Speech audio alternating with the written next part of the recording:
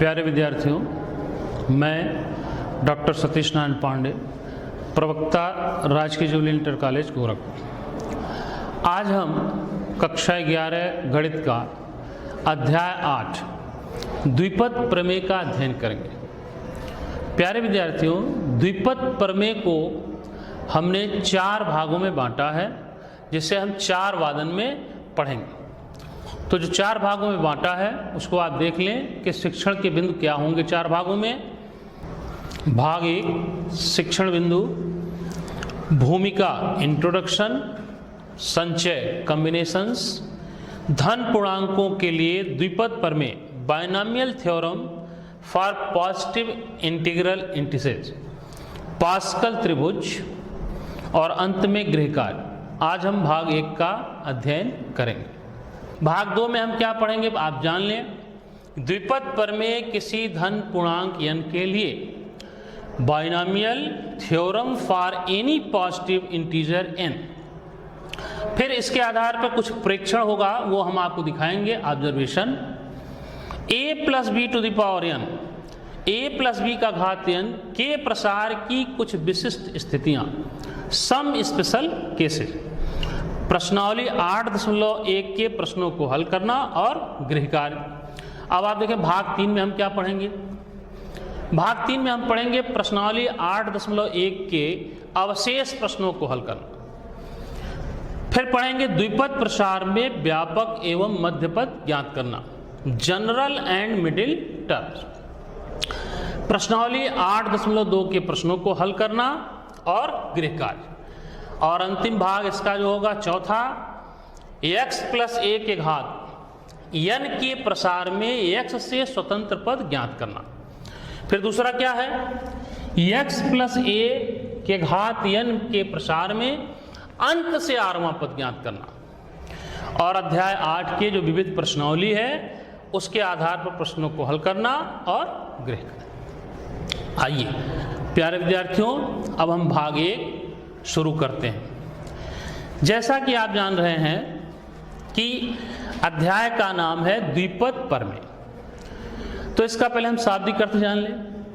आप जानते हैं कि द्विपद, द्वि का मतलब 2, पद जिसमें पद हो, और प्रमेय निर्णय आप हाई स्कूल में बहुत पढ़े हैं।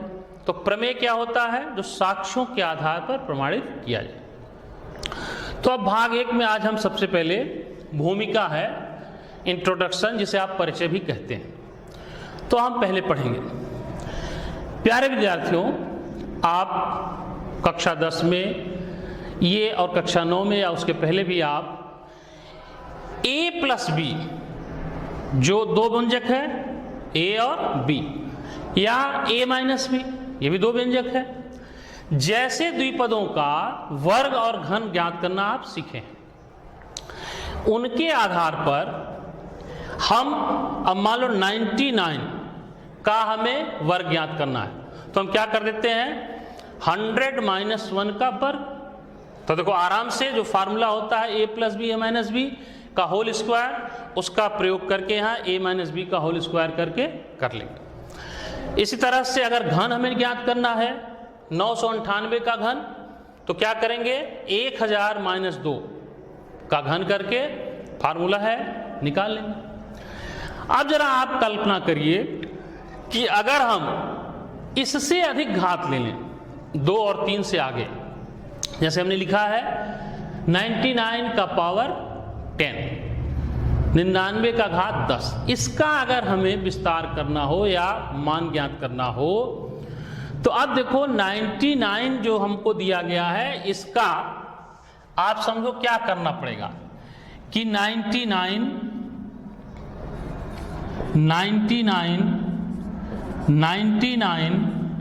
इस तरह से 10 बार लिख करके तब हम इसका गुणनफल प्राप्त करेंगे।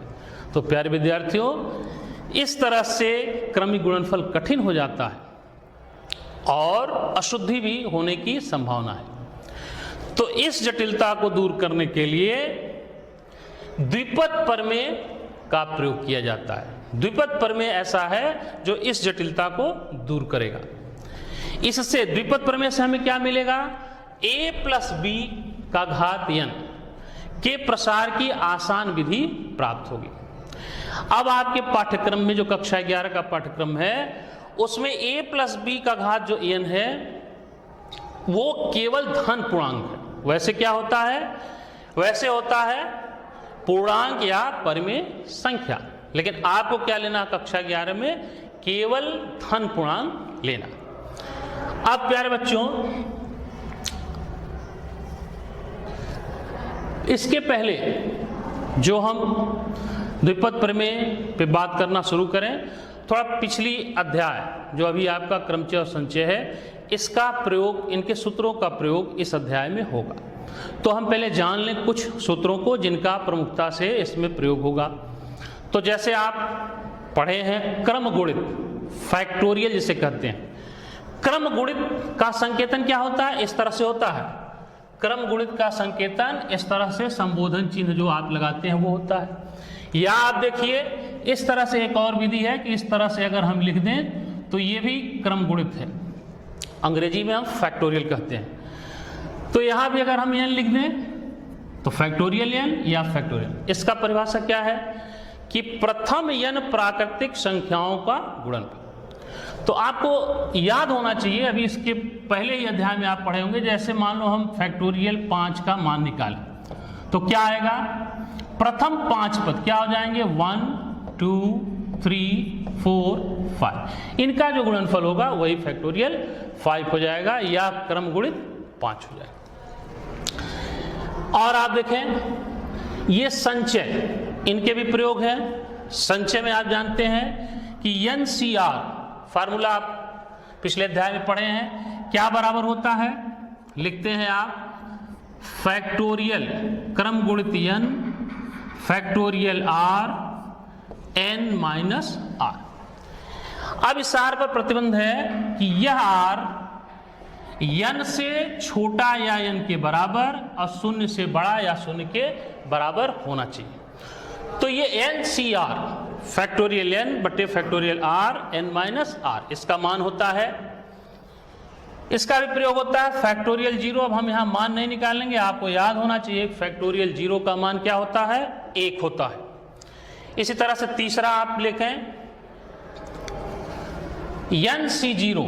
अगर आप यहां याद रखेंगे तो सवाल लगाते समय आपको बार बार इसका मान निकालना नहीं पड़ेगा, अन्यथा सूत्र से निकालना पड़ेगा। जैसे NC0 अभी आपने पढ़ा, NCR का मान क्या होता है, factorial n factorial 0 n minus 0। तो अब इसका मान क्या हो जाएगा, फैक्टोरियल n फैक्टोरियल 0, n में से 0 गया n हो गया, तो इससे ये क्या हुआ, कैंसिल हो गया। 1 अपॉन फैक्टोरियल 0, फैक्टोरियल 0 1 अभी आपको बताया, तो इसका मान क्या आ गया, 1। तो अब आप याद रखें NC0 का मान 1 होता है। NC0 का मतलब अब आप ऐसे भी लिख सकते हैं 7C0 तो भी 1 होगा, 10C0 तो भी क्या होगा, 1। कोई भी हो अगर यहां 0 लगा है तो उसका मान क्या होगा, 1 होगा। प्यारे विद्यार्थियों आगे आप देखें इसी तरह से, ये देखिए NC1, ये भी आपको याद रखना चाहिए उसी सूत्र से जो आपका है, क्या लिखेंगे, factorial n factorial 1 n minus 1। अब आप क्रमचय संचय में पढ़े हैं कि फैक्टोरियल n में से अगर n हम उभयनिष्ठ ले लें तो एक कम हो जाता है, तो n minus 1 factorial 1 n minus 1, n minus 1 से n माइनस 1 क्या हुआ, कैंसिल हो गया, तो इसका मान क्या आ गया, n। तो प्यारे विद्यार्थी अब आप जानो NC1 कितना होगा, हमेशा n होगा। अब यहां आप लिख सकते हैं, मान लो हम लिख दें 10C1 तो क्या हो जाएगा, 10 हो जाएगा। 20C1 क्या हो जाएगा, 20 हो जाएगा। इस तरह से आप याद रखेंगे, अगर कुछ मान याद रखेंगे तो कुछ ही आपको निकालने पड़ेंगे। इसलिए ये जो दिया जा रहा है कि NC0 NC1 ये सब मान आपको याद रखना चाहिए। NCN प्यारे विद्यार्थियों इसका भी मान देख लो क्या होगा, और n में से n चला जाएगा तो देखो क्या आ जाएगा, फैक्टोरियल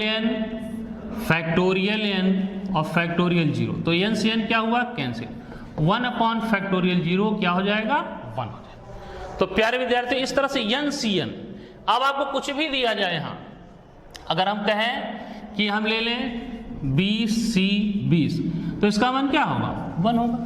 तो ये आपको याद रखना है, कुछ मान NC0, NC1, NCN, ये सब आप याद।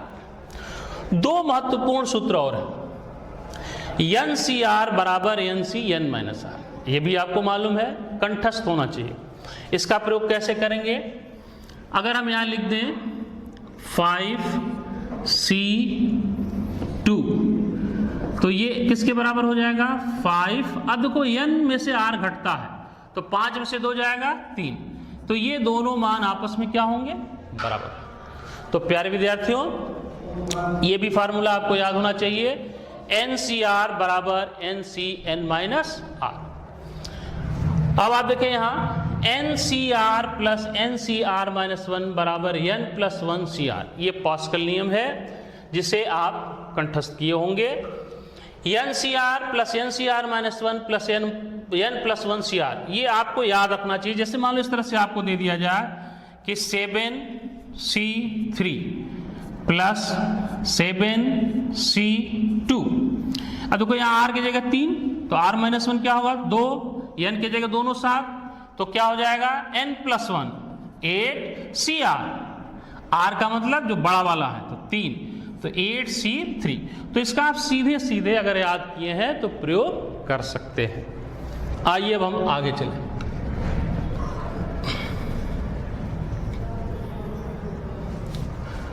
धन पूर्णांकों के लिए द्विपत्र।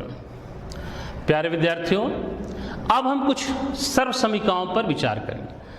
अब सर्व समीकरण और समीकरण दो चीज होता है, तो इसकी भी परिभाषा आपको पूरा याद होना चाहिए। यहाँ सर्व समीकरण क्या होता है कि दोनों पक्ष में, जैसे यहाँ है a plus B, a plus B, a plus B, अब इधर जो पक्ष आएगा, अगर a प्लस बी का जो मान लेकर इधर आवे वही मान इधर भी आना चाहिए, मतलब दोनों पक्षों को संतुष्ट करे, तब क्या होगा, सर्व समीकरण होगा। मतलब a प्लस बी का कुछ भी मान लेंगे तो दोनों पक्षों को क्या करेगा, वो बराबर करेगा। तो अब आप देखो इस सर्व समीकरण पे हम विचार करें, तो a प्लस बी का घात 0 दिया है, तो आप जानते हैं कि a प्लस बी कोई भी चीज है अगर उसका घात 0 है तो क्या हो जाएगा, 1 हो जाएगा। बस ये है कि a प्लस बी ये हमारा 0 के बराबर नहीं होना चाहिए। a प्लस बी का पावर 1, तो आप क्या लिखेंगे, a plus B, a plus B का घात 2। प्यारे विद्यार्थियों आप जानते हैं कि a प्लस बी का घात 2 मतलब वर्ग करना, तो आप पढ़ चुके हैं a square plus 2ab plus b square. a plus B का घन, इसको भी आपको मालूम है, a cube plus 3a square b plus 3ab square plus b का क्यूब, या घन जो आपके। यहां तक तो आप पूर्वी कक्षाओं में पढ़ें। अब अगर हम a प्लस बी का पावर 4 का मान ज्ञात करना हो तो हमारे लिए थोड़ा मुश्किल होगा, क्योंकि आप पढ़े नहीं हैं। तो उसकी कई विधि है, जैसे यहां हम देखें कि a प्लस बी इस तरह से 4 बार लिख के इसका मान निकाला जा सकता है। दूसरी विधि क्या हो जाएगी, a प्लस बी का वर्ग गुणे a प्लस बी का वर्ग, इस तरह से आप निकाल सकते हैं, या a प्लस बी गुणे a प्लस बी का घन। इन 3 विधियों से आप किसी भी विधि से इसका मान निकाल सकते हैं। तो आप निकाल के देखेंगे कि इसका मान क्या आएगा। इसका मान निकालने के लिए आप गुणा कर लेंगे और जो आता है वो मैं लिख रहा हूं, a का घात 4 plus 4a cube b plus 6a square b square plus 4ab³ plus b⁴ ये आता। अब प्यारे बच्चों जरा हम ये जो लिखा था अभी आपको फिर से एक बार लिख दूंगा, तो इस पे जरा हम विचार करें। प्रेक्षण क्या देखेंगे, पहले एक बार और हम फिर से लिख देते हैं। 1a + b a² plus 2ab plus b² a³ plus 3a² b plus 3ab² plus b³ a⁴ plus 4a³ b plus 6a² b² plus 4ab³ plus b⁴ आगे लिखा है यहाँ। अब आप पहले देख लें कि इनके प्रसार में हम क्या देख रहे हैं, जरा आप परीक्षण करें कि क्या कोई प्रतिरूप दिखाई पड़ रहा है। तो प्यारे विद्यार्थियों आप देखें यहाँ हम क्या देख रहे हैं, हम ये देख रहे हैं कि जिस पद का हम प्रसार कर रहे हैं तो प्रसार में क्या हो रहा है, पदों की संख्या घात की संख्या से एक अधिक हो जा रही है। कैसे आप देख लीजिए कि यहां a + b का घात कितना है, एक। पद कितने हो गए, 1 2। a + b का घात कितना है, 2। पद कितने हो गए, 1 2 3। यहां देखें a + b घन, तो क्या हो रहा है, 1 2 3 4। तो 3 था तो 4 हो गया। यहां 4 है तो 1 2 3 4 5। तो हमें कुछ प्रतिरूप दिखाई पड़ रहा है कि जो हम प्रसार कर रहे हैं उसमें पदों की संख्या घात की संख्या से एक अधिक हो जा रही है। और क्या हमको दिखाई पड़ रहा है, ध्यान से अगर हम देखें तो जिसमें प्रथम पद है, जैसे यहां देखें आप, प्रथम पद a है, द्वितीय पद b है, तो प्रथम पद के घात एक के क्रम में घट रहे हैं। अब जैसे देखो यहां अगर 3 था तो पहले 3 आया, फिर कितना आ गया, 2 आ गया, फिर a का घात कितना है, 1 है। यहां देखें a आप लिख सकते हैं a⁴0। तो देखो यहां 3 2 1 0 हो जा रहा। इसी तरह से आप देखो जो द्वितीय पद है b की घातें क्या हो रही हैं, 1 के क्रम से बढ़ रही हैं। जैसे अगर हम यहां लिख दें b का घात 0, तो 0 है, फिर 1 है, फिर 2 है, फिर 3 है। तो हम क्या देख रहे हैं कि जो प्रथम पद है उनकी घातें 1 के क्रम में घट रही हैं और जो द्वितीय पद है उनकी घातें 1 के क्रम में बढ़ रही हैं। फिर और हम क्या देख रहे हैं, तीसरा एक बिंदु और देखिए क्या देख रहे हैं कि जो a और b का घातों का योग है वो हर जगह समान है। जैसे आप देखो यहां a पर 3 b पर 0, 3 और 0 का योग 3, 2 और 1 3, 2 a पर घात 1 है 3, 3 और 0 3। क्या हो रहा है, जो इधर जिसका प्रसार कर रहे हैं उसी के घात के बराबर। जैसे यहां 3 है तो सभी पदों के योग, जो 2 पद हैं उनके घातों का योग क्या हो रहा है, 3 हो रहा है। यहां 4 है तो देखो 4 होगा, यहां b पर पावर 0 हो जाएगा, 4 है। यहां 3 और 1 4, 2 2 4, 3 1 4। तो हमें यहां से जो प्रेक्षण हो रहा है 3 चीजें मिल रही हैं जो यहां लिख दिया गया है। प्रसार में पदों की कुल संख्या घातांक से 1 अधिक है। प्रसार के उत्तरोत्तर पदों में प्रथम 1 की घात के क्रम से घट रही है जबकि द्वितीय राशि b की घातें 1 के क्रम में बढ़ रही हैं। प्रसार के प्रत्येक पद में a तथा b की घातों का योग समान है और a + b के घात के बराबर है।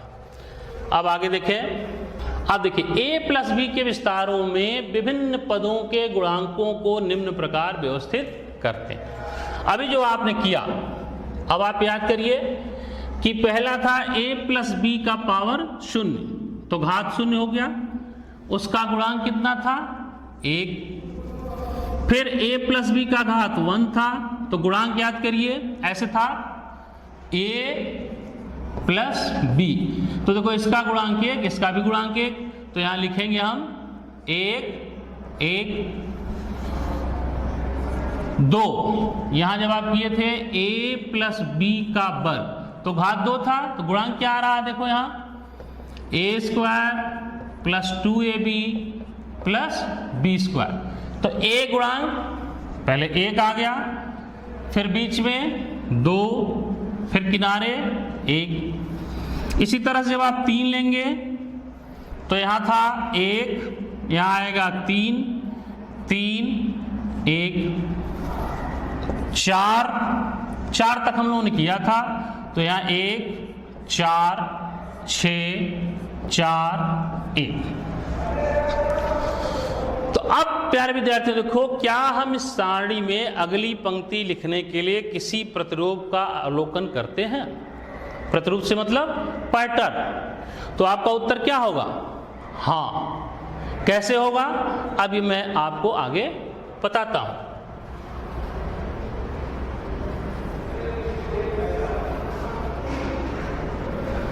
अब देखिए पास्कल त्रिभुज, गणितज्ञ थे, अभी बताते हैं कि क्यों जो हम करने जा रहे हैं उसका नाम पास्कल त्रिभुज पड़ा। तो आप देखें यहां घातांक आपने लिखा था 0, गुणांक था 1 1 1 1 2 था 1 2 1 3 है 1 3 3 1 4 है, तो 1 4 6 4 1। प्यारे विद्यार्थियों देखिए अब आप क्या दिखाई पड़ रहा है कि हर पद में जो विस्तार हो रहा है उसके प्रथम पद 1 है और अंत पद भी 1 है। प्रथम पद 1 अंत पद 1, प्रथम पद 1 अंत पद 1।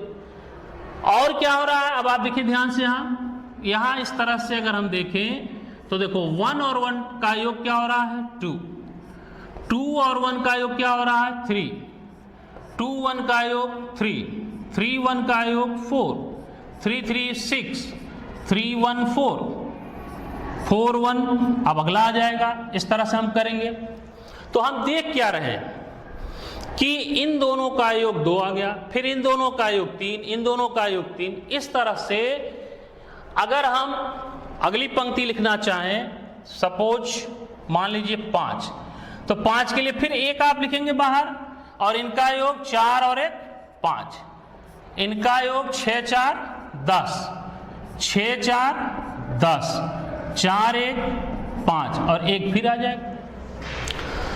तो अब एक जो गणितज्ञ थे हमारे पास्कल, देखो यहां क्या संरचना बन रही है। पहले देखो शीर्ष पर 1 है और 2 तिरछी भुजाएं इस तरह से बन रही हैं, आपको दिखाई पड़ रहा है, जो एक त्रिभुज जैसा दिखाई पड़ रही है।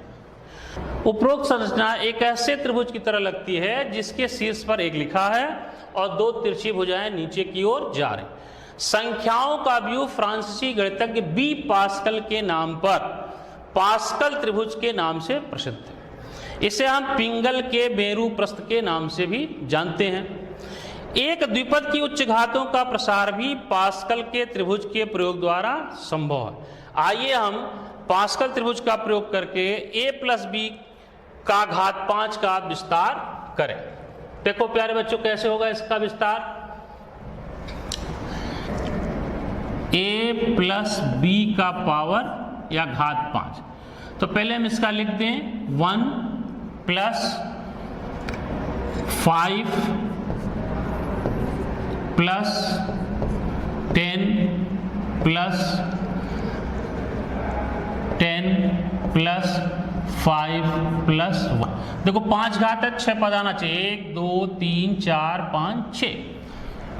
अब इसका a का घात बढ़ता जाएगा तो a पर 5, b का घात घटेगा तो 0, a पर 4, b 10, a पर 3, b पर 2 प्लस 10, a पर 2, b पर 3 प्लस 5, a b पर 4 और लास्ट में b पर 5। ये इसका प्रसार हो जाएगा।